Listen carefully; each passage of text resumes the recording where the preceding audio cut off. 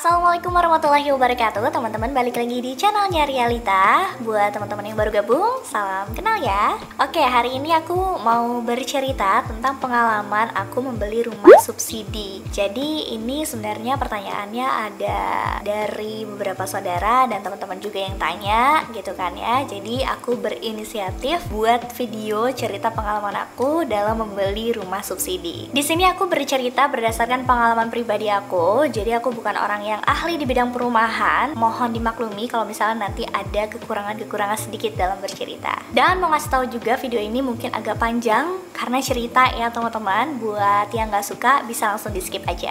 Untuk yang mau dengerin ceritanya, langsung aja kita masuk ke videonya.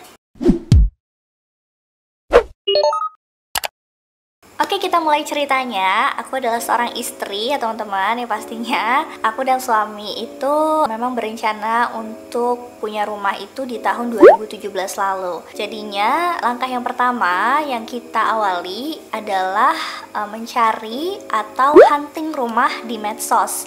Lebih tepatnya waktu itu kita huntingnya di Instagram. Karena kita tinggalnya di Kalimantan, jadinya kita carinya di daerah Kalimantan pastinya. Dan untuk rumah yang kita cari adalah tipikalnya itu rumah bersubsidi. Setelah ketemu salah satu akun ada kayak marketing pemasaran perumahan gitu di Instagram, aku catat nomor kontaknya dan aku langsung tanya-tanya sama marketingnya. Setelah kita tanya-tanya, marketingnya mengarahkan kita untuk langsung datang ke kantor pemasaran. Nah, setelah itu kita datang ke kantor pemasaran dan ketemu sama ada marketingnya yang lainnya ya, bukan admin dari Instagram yang kita lihat tentang perumahannya itu. Jadinya ini beda lagi, cuman masih dalam satu perusahaan. Nah, setelah datang ke sana, kita tanya-tanya dan langsung diarahkan ke rumah contoh. Jadi kita langsung ngeliat tanahnya, bentuk rumahnya seperti apa, bangunannya seperti apa, kayak gitu. Nah, waktu itu kita diliatinnya itu adalah rumah dengan tipe 36 dan tipe 45. Nah, untuk tipe 45 ini non subsidi dan tipe 36 ini rumah bersubsidi. Karena namanya pasutri baru ya kan, kita memutuskan pastinya untuk membeli rumah bersubsidi. Dilihat dari luas bangunannya dan harganya juga lebih cocok ke rumah tipe 36 atau rumah bersubsidi ini. Setelah mempertimbangkan beberapa hari dan diskusi sama suami, akhirnya kami memutuskan untuk membooking rumahnya. Waktu itu lagi ada promo, jadi bookingnya itu cuman 1 juta rupiah dan kebetulan kami lagi ada uangnya. Nah, karena kita sudah ditunjukkan lokasi pembangunan perumahannya, jadi kita bisa membayangkan ya unit rumahnya di sebelah mana dan daerahnya itu di mana gitu kan. Kita udah ngeliat langsung. Jadi ketika booking, kita tinggal pilih aja unit berapa yang kita pengen. Setelah itu kita langsung mengisi biodata yang diberikan sama developernya. Isi biodatanya dimulai dari nama, pekerjaan, alamat, dan lain sebagainya. Jadi buat yang suami istri, nah itu dua-duanya biodatanya harus diisi. Kalau misalnya masih sendiri ya atas nama sendiri aja, kayak gitu. Setelah itu kita menyerahkan biaya untuk bookingnya dan kita dikasih kwitansi ya yang menyatakan bahwa kita sudah membooking unit yang sudah diajukan sama kita dan kita pilih sendiri. Barulah setelah itu dilakukanlah pengajuan rumah. Kita akan dilanjut atau enggak karena dinilainya berdasarkan kayak pekerjaannya, terus total gajinya berapa, terus nanti kalau misalnya dipotong dengan KPR-nya itu berapa, kayak gitu. Pokoknya banyak pertimbangan yang nanti mereka itu diskusikan dan memutuskan kita lanjut atau enggak. Nah, setelah kita disetujui dan lanjut sama developernya, kita melakukan wawancara yang pertama yaitu dengan bagian developernya. Untuk pertanyaan wawancaranya itu lebih ke pekerjaan sih, kayak misalnya meyakinkan lagi pekerjaan itu apa, terus gajinya berapa per bulannya dan lain sebagainya. Pokoknya memastikan bahwa biodata yang diberikan itu adalah benar-benar asli. Setelah wawancara yang pertama, nanti kita akan juga melakukan wawancara yang kedua, yaitu dengan pihak bank yang bersangkutan, atau mungkin bisa dibilang pihak bank yang mengurusi KPR dari rumah subsidi tersebut. Setelah melakukan wawancara, nanti akan diputuskan disetujui atau tidak pengajuan rumahnya dengan berkas-berkas yang sudah kita sediakan dan kita berikan ya, yang pastinya. Itu nanti kita akan menunggu dulu rumahnya sampai jadi. Itu sekitar 6 sampai 12 bulan atau sekitar 1 tahun. Nah, selama menunggu rumahnya jadi, kita tidak akan dipungut biaya apapun. Akad rumah akan dilakukan setelah rumahnya jadi. Nah, jadi kita tuh kayak sambil ngecek juga gitu ke perumahannya, kira-kira udah berapa persen gitu kan, sambil nunggu-nunggu nanti waktunya akad.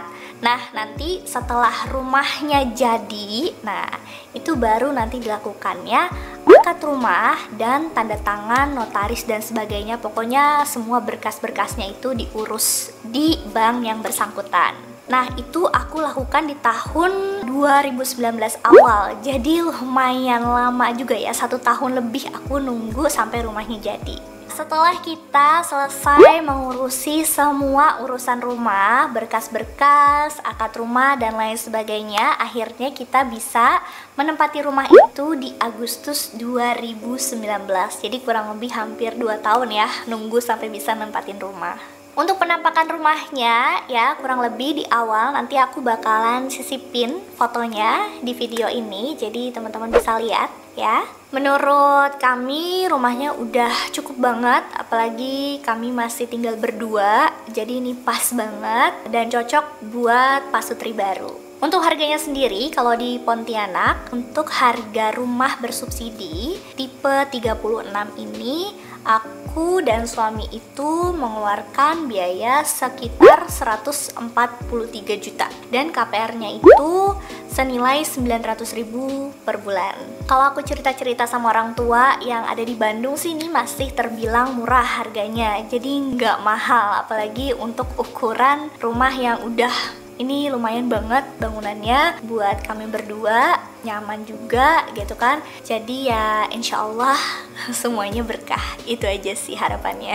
Apalagi buat teman-teman yang ada di Jakarta mungkin udah susah ya nemuin rumah subsidi atau rumah dengan KPR yang cicilannya tuh rendah gitu kan, yang harganya juga tidak terlalu mahal, karena kan rata-rata udah ratusan bahkan MM-an ya kalau misalnya perumahan di daerah Jakarta, karena kan kota-kota besar gitu kan. Dan di sini tuh kayak pengembang perumahan itu masih banyak banget karena lahan kosongnya itu masih lumayan banyak kayak gitu.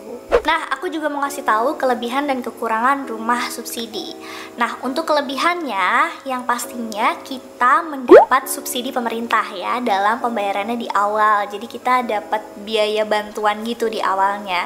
Nah, itulah kelebihan rumah subsidi ya. Buat yang nggak tahu ya kan, rumah subsidi sama non subsidi itu bedanya apa? Jadi bedanya itu ya di bantuan dari pemerintahnya itu. Jadi nantinya kita akan mendapat bantuan yang sesuai ya, yang sudah ditargetkan sama pemerintah. Untuk yang rumah subsidi juga kalau nggak salah dibatasi gaji per bulannya. Misalnya kalau yang gajinya di atas 5 juta itu kemungkinan kecil akan bisa dapat rumah subsidi. Kalau aku sendiri sesuai pengalaman di awal itu dikasih tahu sama marketingnya kalau misalnya disetujui gitu kan untuk rumah subsidi ini adalah untuk orang-orang yang memiliki gaji 3 juta ke bawah, kalau nggak salah kayak gitu. Kalau misalnya ada salah mohon dikoreksi ya. Kelebihan yang kedua adalah cicilannya rendah, biasanya ada di bawah 1 juta rupiah, di angka 700 sampai 900 ribu tergantung developernya juga.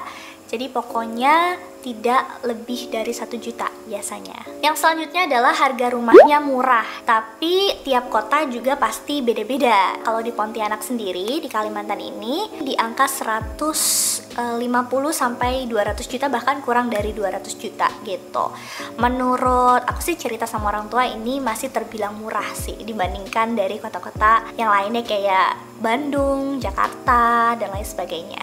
Kualitas bangunannya juga lumayan terbilang standar dan lumayan luas juga ya. Aku dapat rumah subsidi ini bangunannya itu di 6 kali 6 meter.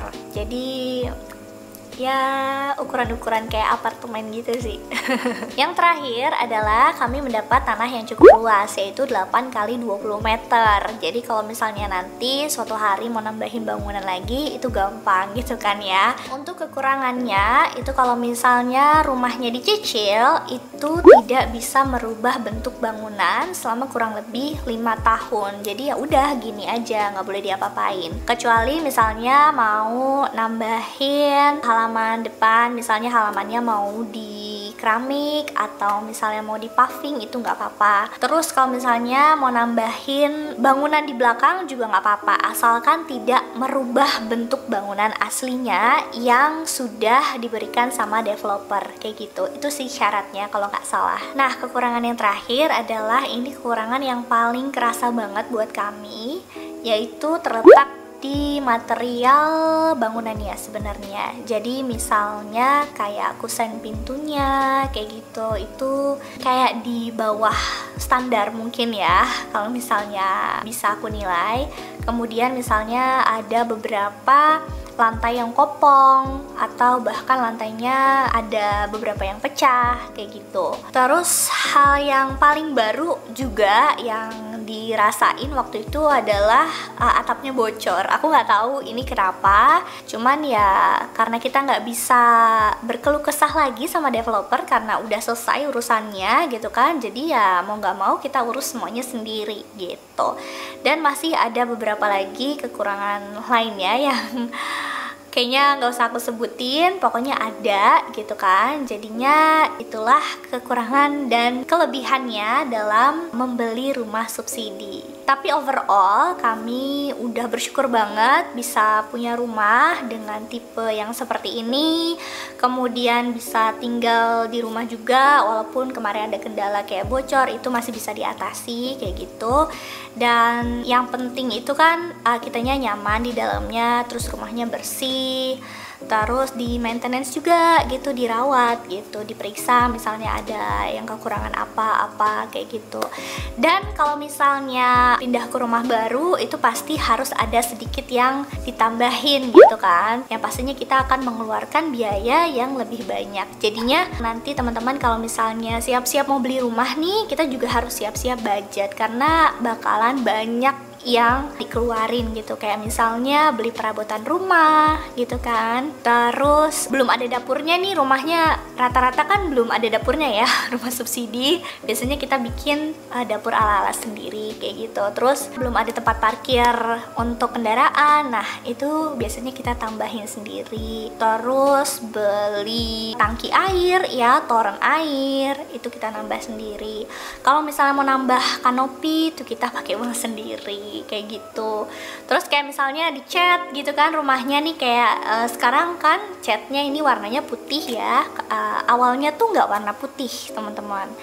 Jadinya karena kurang suka sama warna asli dari bangunannya, jadinya kami memutuskan untuk mengganti catnya sendiri. Jadi harus siap-siap sih budgetnya di kantong. Jadi biar nantinya juga gampang gitu kan, aman deh kalau misalnya ada apa-apa. Sesuai dengan pengalaman juga, aku mau berbagi tips sedikit dalam membeli rumah subsidi. Yang pertama adalah memperhatikan akses jalan dan lingkungannya. Misalnya akses jalan itu nggak susah ya, mudah ditempuh oleh motor dan mobil kayak gitu kan. Jadi kalau misalnya ada orang, saudara, keluarga atau teman yang berkunjung itu nggak susah gitu nyarinya. Terus lingkungannya juga diperhatiin, misalnya carilah lingkungan yang aman, banyak perumahan warga yang lainnya di situ kayak gitu. Jangan cuman di daerah itu cuman ada perumahan itu aja gitu kan, jauh dari mana-mana. Misalnya depan belakang semuanya udah masih kosong dan lain sebagainya, itu agak menyeramkan ya, apalagi kalau misalnya kita baru-baru pindah itu kan belum semuanya keisi, jadi masih sepi. Nah, usahakan lingkungannya juga udah agak rame, kayak deket minimarket, deket pasar, atau deket tempat-tempat yang lainnya. Yang kedua, memperhatikan airnya.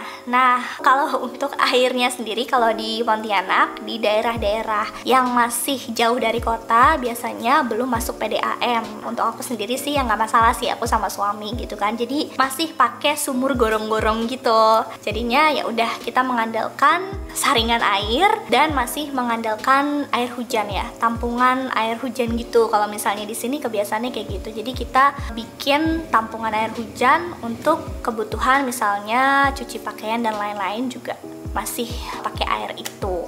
Kayak gitu. Jadi kalau misalnya teman-teman nanti beli rumah subsidi, tanyakan dulu ya airnya nanti apa. Apakah sumur gorong-gorong ataukah PDAM dan lain sebagainya. Jadi harus ditanyakan dengan detail. Yang selanjutnya adalah mencari tahu track record dari developernya ya, bagus atau enggak. Tanya-tanya juga misalnya ke orang-orang atau saudara-saudara yang sekiranya mungkin tahu gitu kan, atau pernah dengar, pernah beli rumah, atau bahkan cari aja di internet gitu. Pasti nanti akan keluar kan ya, kalau misalnya track recordnya buruk atau baik pasti akan ketahuan. Hal ini untuk meminimalisir kita jangan sampai nantinya kita tertipu sama developer abal-abal kayak gitu ya.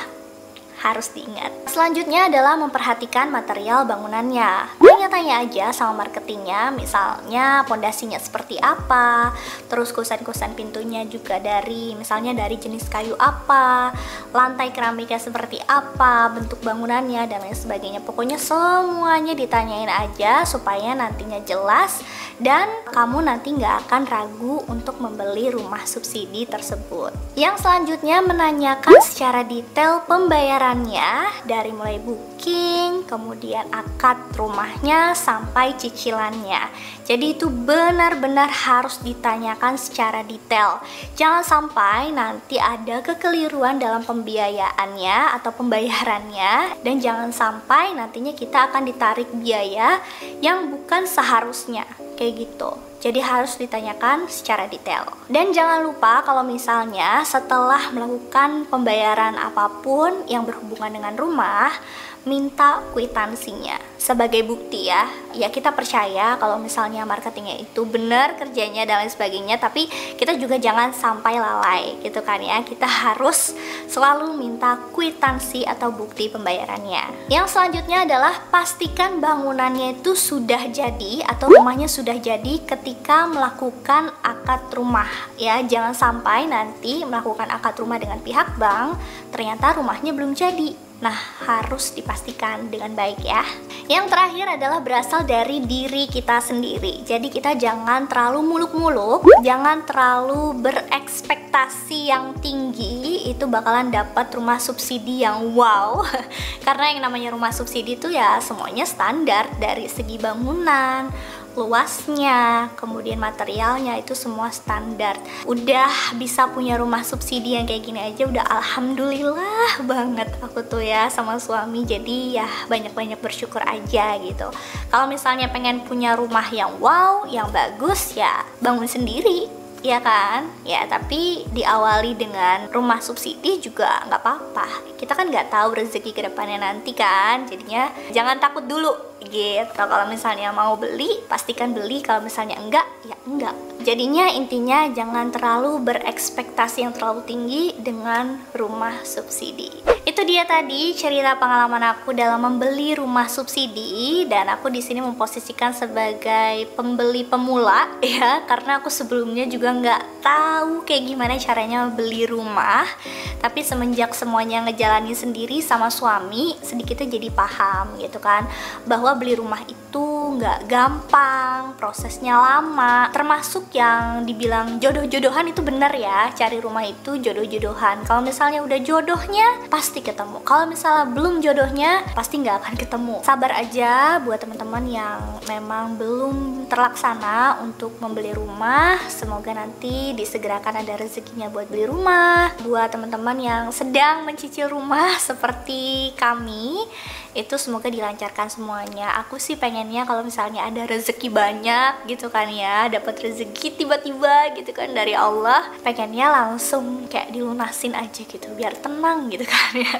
Insya Allah ya, amin. Semoga teman-teman juga kayak gitu. Aku doain semuanya lancar semuanya yang mau beli rumah subsidi. Dan ingat tips yang tadi udah aku bagikan, dan langkah-langkahnya juga dicatat ya, supaya nanti nggak lupa. Terima kasih buat teman-teman yang udah nonton. Semoga sedikitnya informasi yang aku bagikan kali ini bermanfaat buat teman-teman semua. Jadi kalau misalnya ada pertanyaan-pertanyaan seputar perumahan, mungkin aku nggak akan bisa jawab terlalu banyak gitu, takutnya salah. Berpatok aja sama apa yang sudah aku sampaikan tadi buat teman-teman.